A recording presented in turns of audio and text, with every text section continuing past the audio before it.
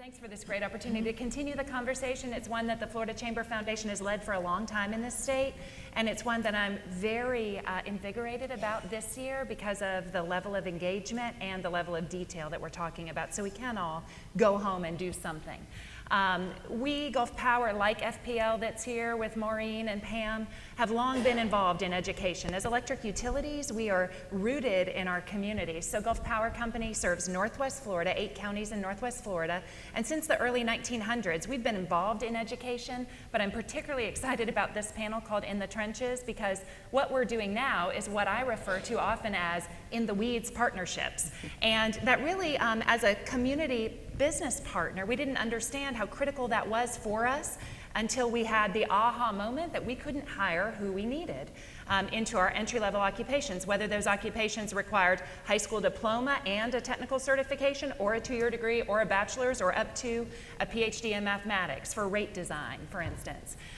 So until it hurt us, we were more of the let's give you money, send volunteers to do the field day, put our name on the sign kind of partners. About 10 or 15 years ago, that drastically changed for our company. So what I want to talk to you today about is how do we engage in those in-the-weeds partnerships, both to grow our future workforce, but really now in another kind of evolving focus for our company to grow those future talent pipelines for our key customers. We've got Bill Dagnall from Navy Federal Credit Union here. They need to fill 5,000 jobs in the next 5 years. A daunting task. How can we work together to build those talent pipelines? And then also in support of manufacturing. And it's funny, Al Steinmack, key leader in our state and nationwide for manufacturing, just popped in as I was about to talk about manufacturing. What do you know? This is a slide. I have slides because I have a lot to say and this helps me focus and hopefully will help you focus on what I'm saying as well.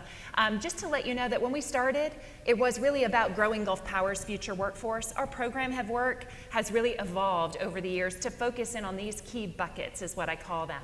I would like to say that I have Christy Kelly with me too, our workforce development coordinator. We as a company have joined together workforce development, which really is purely in our minds about talent development. Michelle Taylor from Escambia County, who runs the workforce education department, a key partner in talent development for us and our customers or the industries in Northwest Florida. But then also on the same team, our team of community development, is our focus on what we call community workforce development, an evolving area for us. So, of course, we're engaged in STEM promotion. We love getting involved in those hands-on project-based learning experiences where the students are the hardest working person in the classroom as opposed to the teacher.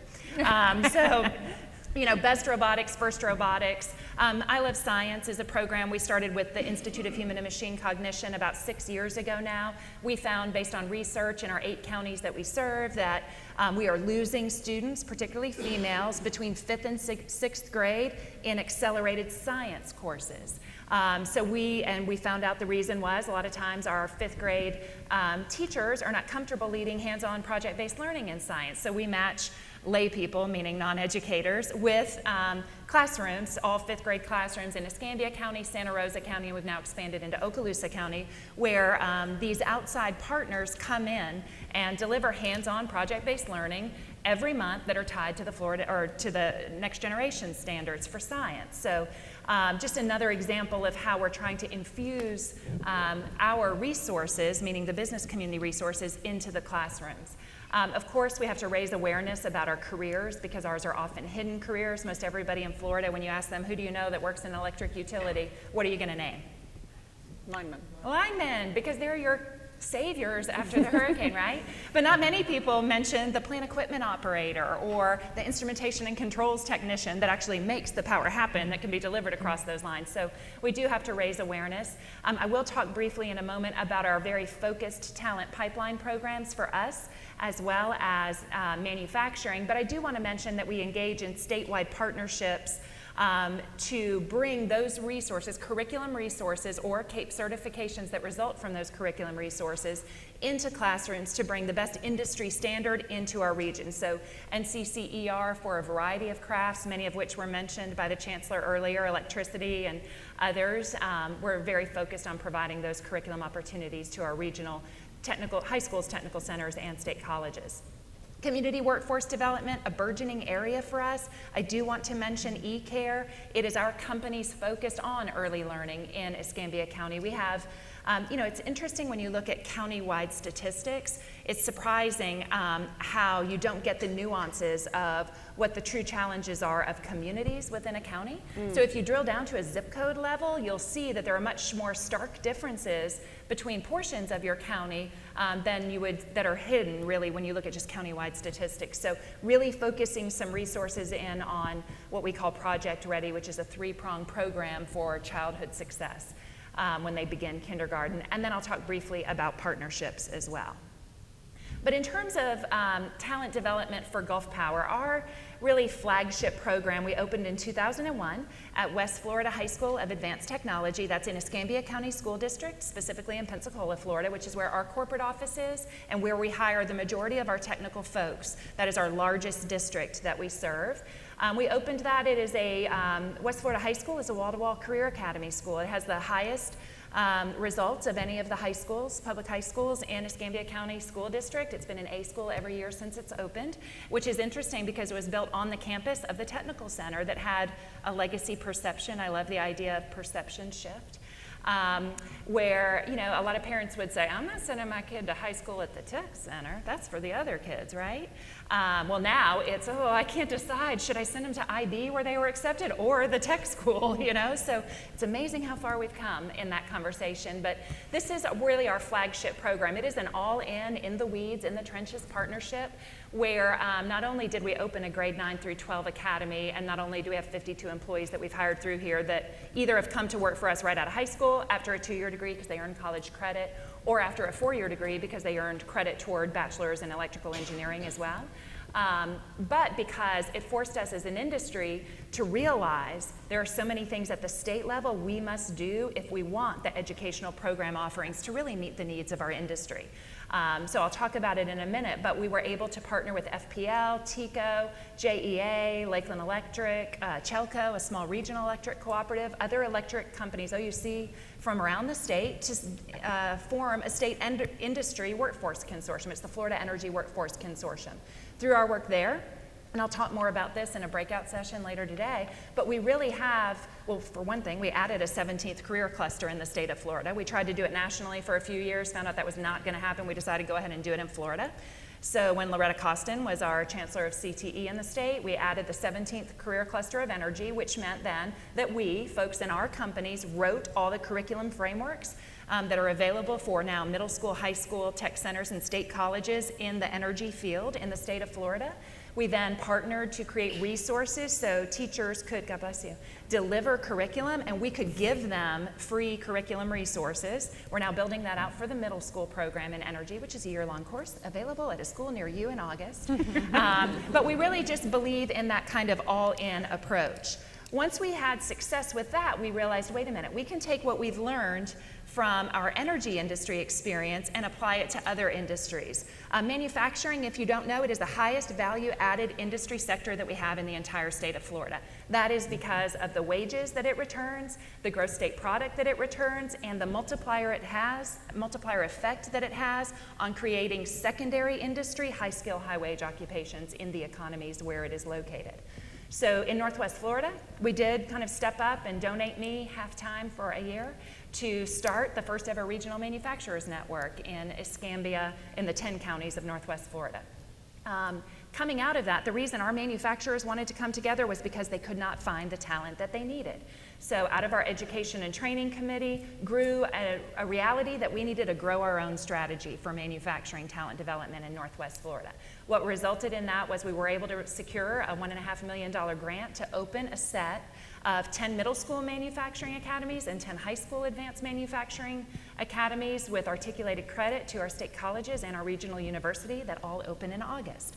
I hope you're all aware that the United States Department of Labor, on this slide, you'll see the competency model for manufacturing. The U.S. Department of Labor, really the Employment and Training Administration, works with the United States Department of Education and puts together these competency maps for each key industry in our economy.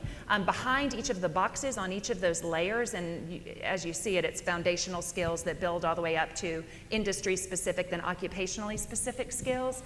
pages of information about each of those skills in support of each of those industries.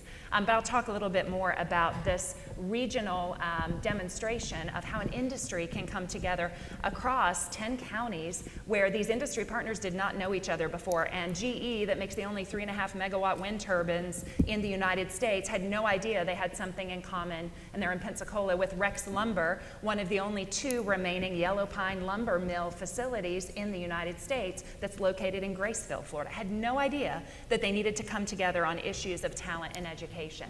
So I'll talk a little bit more about that this afternoon. Finally, I want to mention some state and national partnerships. I love that this event this year and in previous years is a combination of discussion around what can we do together as a state, but then really to move the needle, what can we go back and do locally? We have learned certainly in our work that you can't do any of this alone. So we, in terms of workforce development, very focused in on our partnerships, as I mentioned, with the Florida Energy Workforce Consortium. I want to mention at the state level, we have regional manufacturing associations throughout the state. Al's back in the room for my plug for him. But the Manufacturers Association of Florida is a driving force in the talent development discussion around manufacturing workforce needs nationally and then certainly in the state of Florida. It has recently launched CAME, which is the Center for Advanced Manufacturing Education, and is partnering with another partner here, CareerSource Florida. You heard from Chris Hart, our president, earlier, to really ensure that the state demand-driven solution for manufacturing industry really matches what the manufacturing industry needs in Florida. So whether that is elementary education in science that preps students for the accelerated courses in math, or for simply not being behind, by the way, for accelerated courses in science or in math, then up to high school career academy options, then post-secondary stackable certifications or degrees, whatever the necessary entry points for these occupations are, to make sure that we're constantly turning our systems, the entire talent supply system, toward the needs of industry. CareerSource Florida is doing that not just for manufacturing, but we're focused in other key occupational sectors of the state as well. And the tool that Chris referred to earlier that Dr. Rod Lewis is leading for our state is going to be a valuable tool for all of us at the state level in aggregate, but really at the local level to help understand, because it is county level data, to really understand how do we fine tune our programming to make sure our students can be successful in Florida's future. The Florida Education Foundation, another strong partner in the state level conversation around educational improvements, and then nationally we have an industry organization as well. The key learnings for us is and I think this is true for all of us, what works for us as business can work for others. It doesn't matter if it's the same industry or the same occupational skill set, but we really can take those learnings and leverage them across geographies, across industries, across urban and rural, and other kind of divides that we think we might have. That talent development really takes long-term collaboration. It's not a one-and-done solution. It's not a let's deliver this report, put it on a shelf, and then we'll know that we're good. No, it's a constant evolution, particularly as the rate of technology application continues to increase. And that demand-driven data, meaning what are the needs of the marketplace and how are they changing, it has to be available for all key stakeholders, whether that is students, parents, educators, guidance counselors who are test schedulers now, really church leaders. It has to be available for everybody in the system in order for our students to have the best opportunity for success.